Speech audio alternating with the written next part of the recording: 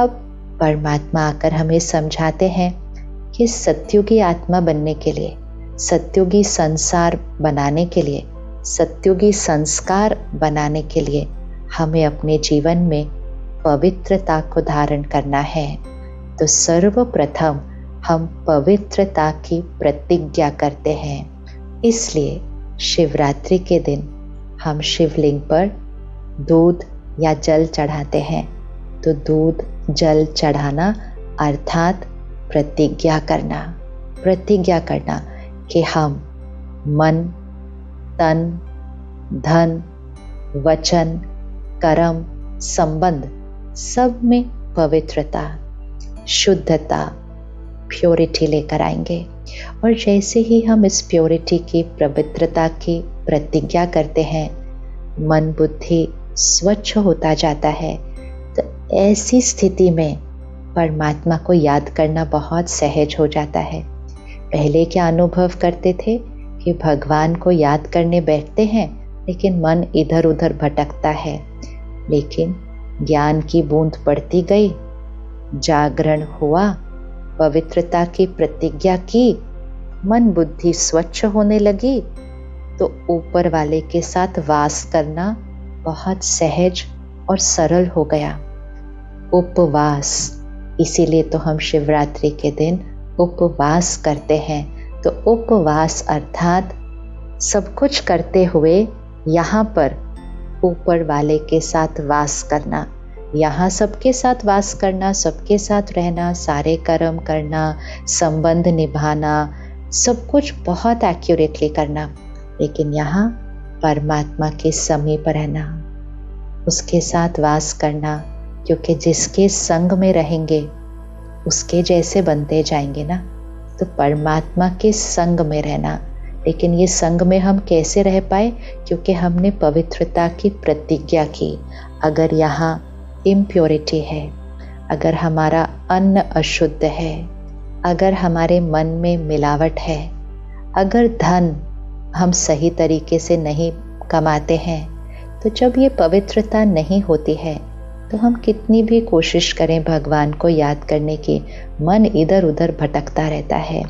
लेकिन पवित्रता की प्रतिज्ञा करने के बाद उपवास करना बहुत ही सहज हो जाता है, स्वाभाविक हो जाता है। भगवान को याद करना नहीं पड़ता, याद नेचुरल रूप में रहती है। और जिसकी याद में रहेंगे, जिसके संग में यह रहेंगे, कर्म करेंगे, लेकिन कर्म योगी होकर करेंगे। तो जिसके संग में रहेंगे फिर उसके जैसे बनते जाएंगे, उसके जैसे बनते जाएंगे। तो हमारी वृत्ति में परिवर्तन आता है। तो उपवास को व्रत करना भी कहा जाता है। तो वृत्ति परिवर्तन हो जाती है। सबसे पहला परिवर्तन तो मैं आत्मा हूँ, और उससे सारे परिवर्तन आने लगते हैं। जब वृत्ति परिवर्तन होती है तो वाणी और कृति ये बदलने लग जाती है, संपूर्ण परिवर्तन आता है।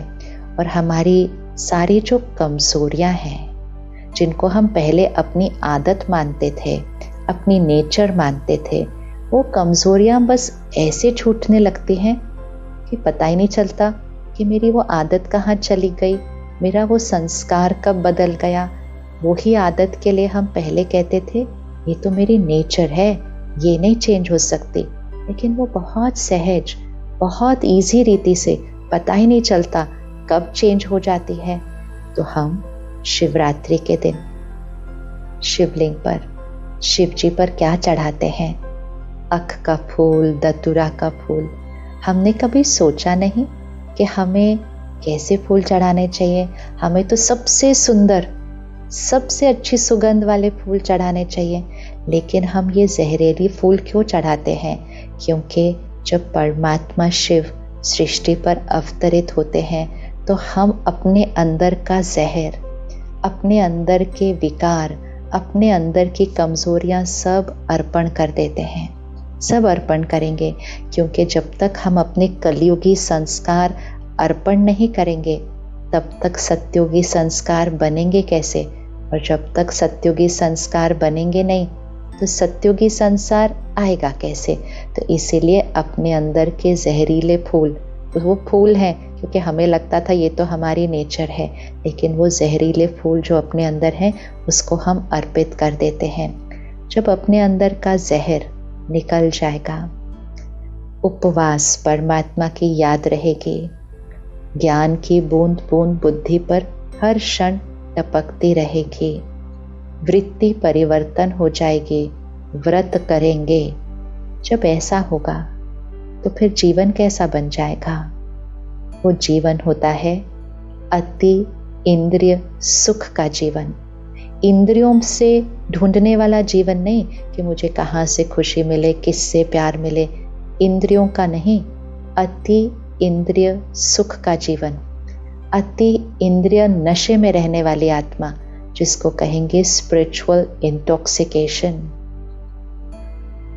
इसीलिए कुछ भाई बहनें शिवरात्रि के दिन भांग का सेवन करते हैं। कभी हमने सोचा कि जिस दिन व्रत करना है, जागरण करना है, तपस्या करनी है, उस दिन भांग ले लेंगे तो कैसे करेंगे हम अपनी तपस्या, व्रत और जागरण?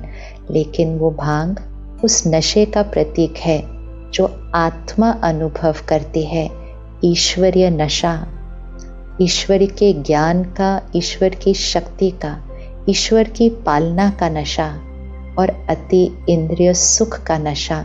वो नशा इस जीवन में स्थायी रहता है। ये एक दिन का नहीं, लेकिन स्थायी नशा रहता है।